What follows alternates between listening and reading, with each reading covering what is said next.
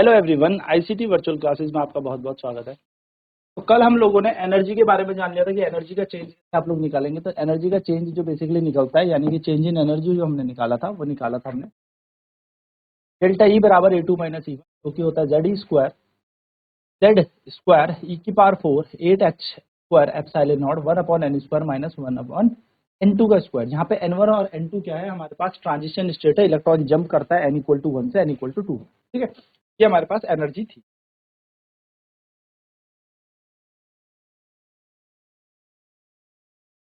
Now अगर हम यहाँ पर बोर का बोर पॉस्टुलेट लगाए, now according to Bohr frequency condition,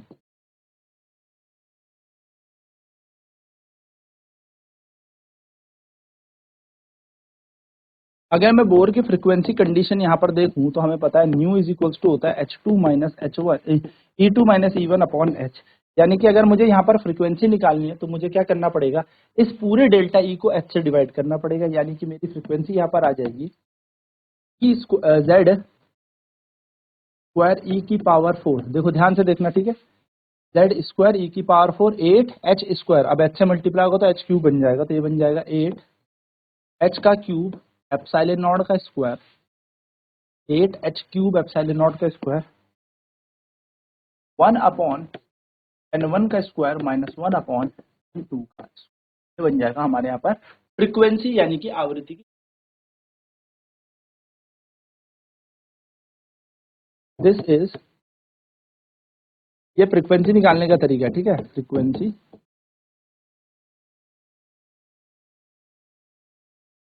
आवृत्ति निकालने का ये तरीका।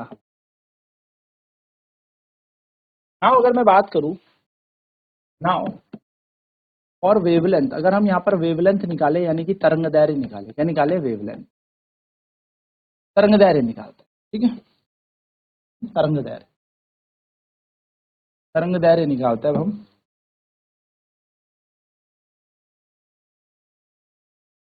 तरंग दैर्ध्य निकालते हैं, तरंग दैर्ध्य कैसे निकलेगी हमें पता है, E is equals to nu lambda formula होता है।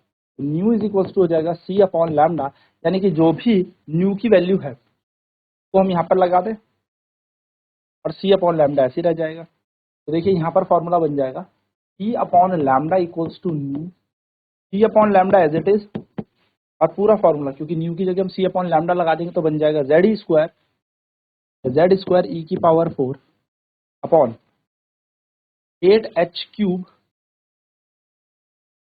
एप्सिलॉन नॉट का स्क्वायर 1 अपॉन एन वन का square minus 1 upon N two का। हमारे पास क्या बन गया, सी बाई लैम्डा का वैल्यू बन गया। अब हमें यहाँ से अगर क्या निकालना है, लैम्डा निकालना है, तो 1 अपॉन लैम्डा बराबर आ जाएगा जेड स्क्वायर ई की पावर 4, ई आ जाएगा नीचे 8 एच क्यूब एप्सिलॉन नॉट का square into C 1 upon N one का square minus 1 upon N two का स्क्वायर। ये हमारे बन जाएगी 1 अपॉन।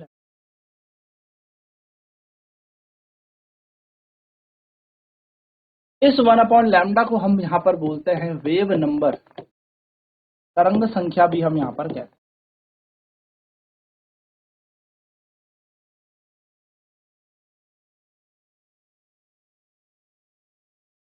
तरंग संख्या। और जो यहाँ पर क्वांटिटी आप देख रहे होंगे, जो क्वांटिटी आप यहाँ पर देख रहे होंगे, क्वांटिटी आप यहाँ पर देख रहे हो, यानी कि द क्वांटिटी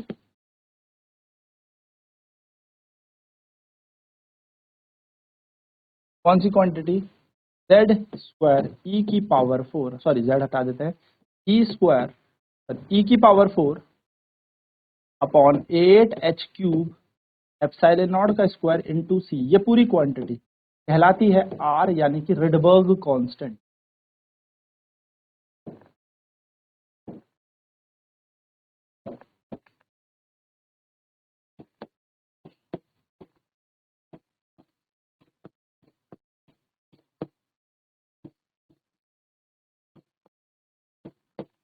ये हमारा नियतांक कहलाता है, रिडबर्ग नियतांक, ये याद रखिएगा, ये हमारा रिडबर्ग नियतांक है। चलिए नोट कर लें इसे फटाफट से।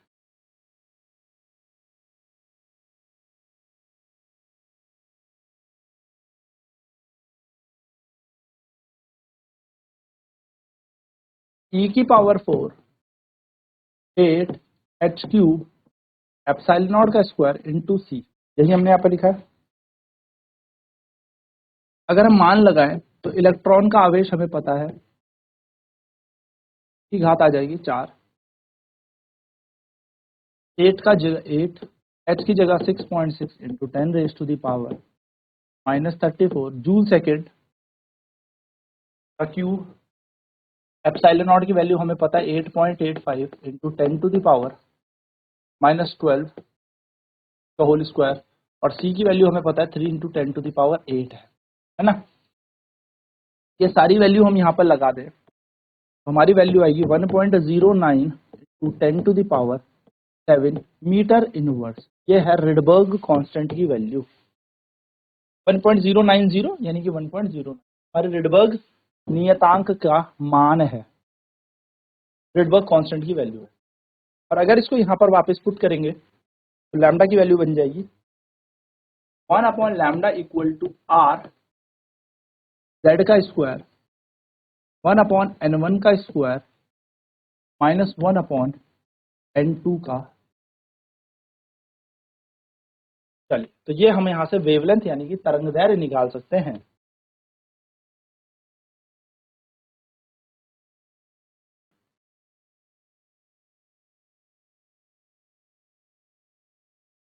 तो रिडबर्ग स्थिरांक के मान हमारे पास आ गया। हाँ देखिए हम लोगों ने क्या किया था, हम लोगों ने ना ऊर्जा निकाली थी, आपको अगर अच्छे से याद हो कल हमने एनर्जी निकाली थी। ये हमारी कल एनर्जी निकाली, हम लोगों ने एनर्जी निकाली थी इतनी। हमने जब ऊर्जा निकाली थी तो कितनी निकाली थी, इतनी निकाली, -z² e की power 4 8h² epsilon not into 1 upon n। इस एनर्जी को अगर मैं लिखना चाहूं अगेन वापस, तो we know that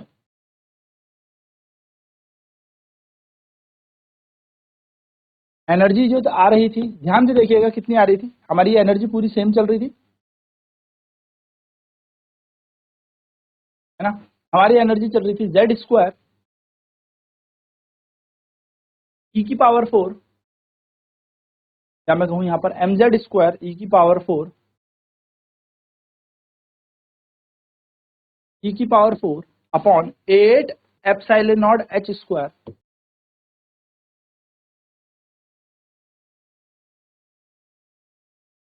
into 1 upon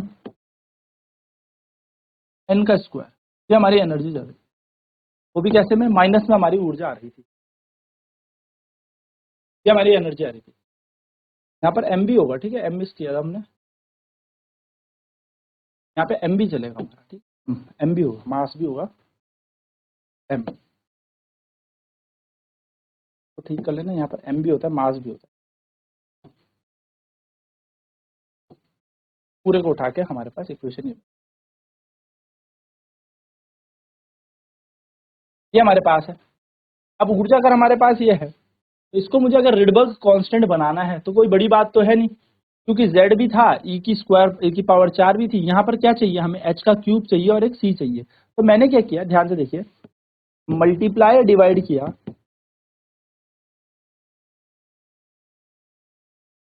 इससे बाय एच सी से मैंने इसे मल्टीप्लाई किया और डिवाइड किया इस इक्वेशन में।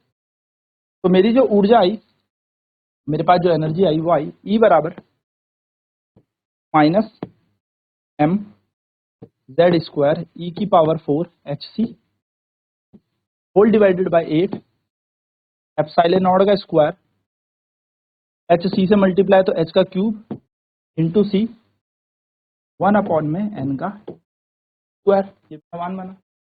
अब आप गौर करें, यहाँ से अगर वैल्यू उठाएं तो हमें पता है m e की power 4 8h² 8h³ epsilon naught का स्क्वायर c जो है रिडबर्ग स्थिरांक के बराबर है, रिडबर्ग कांस्टेंट के, तो इसको लगा दो। e बराबर माइनस m e⁴, तो क्या बच गया देखो z hc बच गया यहाँ पर, बाकी m e⁴ 8 epsilon not square h³ c पूरा का पूरा r के बराबर है, तो ये पूरा मान r के बराबर आएगा 1/n का स्क्वायर। इसको अरेंज करके हम लिख सकते हैं minus RHc z square 1/n square. अब बोर की जो थ्योरी थी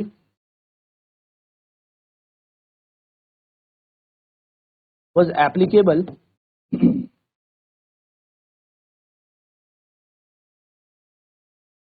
for hydrogen and hydrogen like atom। Hydrogen और हाइड्रोजन जैसे दिखने वाले कणों के लिए ही बोर की क्या थी, सिद्धांत थी।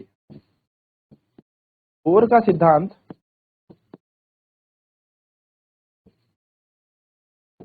हाइड्रोजन और हाइड्रोजन जैसे परमाणुओं के लिए ही था।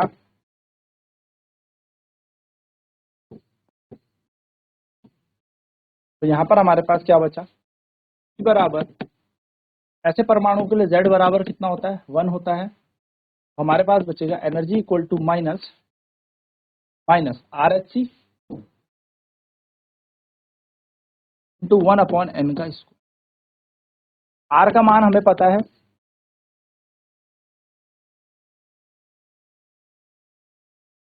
H का मान हमें पता है, C का मान हमें पता है, साथ साथ में एक चीज और पता है कि 1 इलेक्ट्रॉन वोल्ट के अंदर होते हैं 1.6 गुणा 10⁻⁻19। तो यहाँ लगा दो, आपकी ऊर्जा आ जाएगी -13.6/n वोल्ट। ये एनर्जी होती है nth स्टेट में। कहाँ पर, nth स्टेट। इंपॉर्टेंट फॉर्मूला है, याद रखिए। चलिए नोट करेंगे इसे।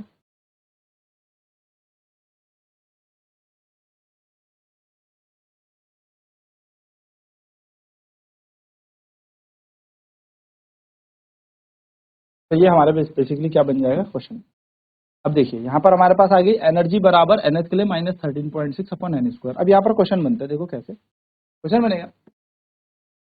N electron jumps from n = 1 to n = 2 orbit या जो भी है l, find the energy and wavelength.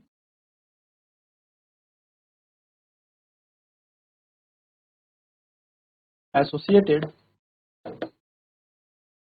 With this transition.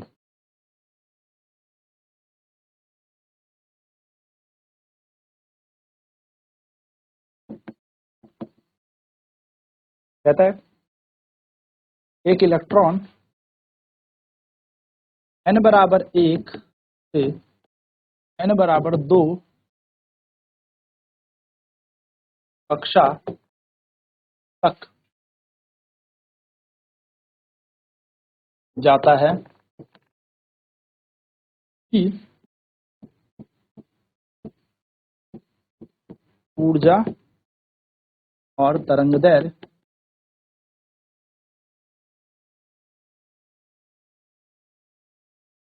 ज्ञात करें।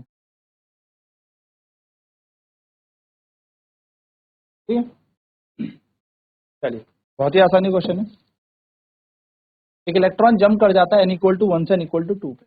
हमें पता है एनर्जी बराबर होता है -13.6/n²। तो पहले पे जब इलेक्ट्रॉन रहा होगा तो n का मान कितना रहा होगा, 1। तो यहाँ पर आ जाएगा -13.6/1 का स्क्वायर, यानी कि आ जाएगा -13.6। अगर मैं दूसरे की बात करूं तो माइनस का 13.6 अपॉन 2 का स्क्वायर यहाँ पर बन जाएगा, क्योंकि n इक्वल टू 2 ले लेंगे, तो ये बन जाएगा माइनस का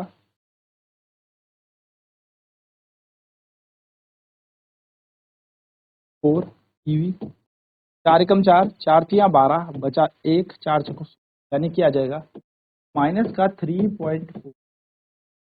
हमारे पास 2। अब एनर्जी निकालनी है इस ट्रांजिशन में, तो energy will be equal to E2 minus E1। E2 कितना है हमारे पास, माइनस 3.4, बीच में माइनस, माइनस का 13.6। सॉल्व कर लें इसे, तो एनर्जी का गैप हमारा निकल जाएगा माइनस का 3.4 माइनस माइनस प्लस का 13.6। तो यहाँ पर अगर आप एनर्जी का गैप देखेंगे तो 462.10 10.2 EV आ जाएगा हमारा एनर्जी का गैप, यानी यहाँ पर हमारी एनर्जी आ गई, ऊर्जा। चलिए फटाफट से इसे नोट कर लें।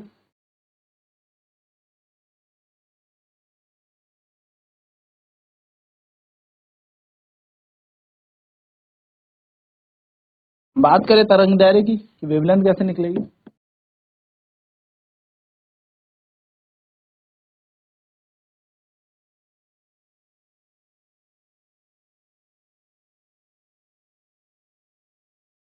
तो एनर्जी बराबर हमें पता है hc अपॉन में होता है लैम्डा।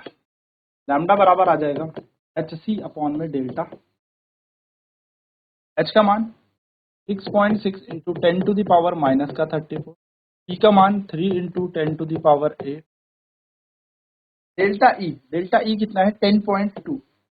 और सर क्या हम डायरेक्ट यूज कर लेंगे, नहीं, क्योंकि हमें क्या है यहाँ पर देखो जूल में दे रखी होती है प्लांक कांस्टेंट, तो हमें इसे जूल में बदलना पड़ेगा। एनर्जी को बदल देंगे हम जूल में। इलेक्ट्रॉन वोल्ट को जूल में कैसे बदला जाता है, 1.6 और माइनस मल्टीप्लाई। ठीक है, तो यहाँ से अगर हम लैम्डा निकालेंगे, लैम्डा बराबर आएगा 6.6 into 3 into 10 to the power minus 34 into 10 to the power 8। सारी पावर सॉल्व कर लेते हैं, 19 ऊपर जाएगा तो प्लस का 19 हो जाएगा, whole divided by 10.2 into 1.6। Lambda बराबर हो जाएगा 6.6 इंटू 3, 34 और 19, या हम इसको जोड़े 19 और 8, 7 1 27, और 34 में से 27 जाएगा तो बचेगा माइनस का 7। सिंपल, यहाँ आ जाएगा 10 टू दी पावर 10.2 इंटू 1.6। फटाफट से नोट कर ले।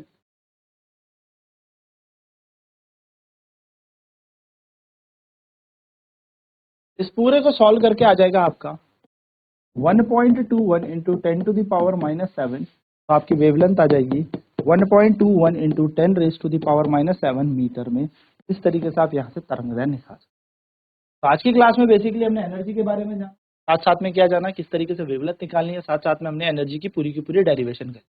नेक्स्ट क्लास में हम बात करेंगे अब अलग तरीके के हाइड्रोजन स्पेक्ट्रम की, अलग अलग तरीके के वेवलेंथ के बारे में हम जानें। तो आज की क्लास में इतना ही। ICT वर्चुअल क्लासेज में जुड़ने के लिए धन्यवाद। आपका दिन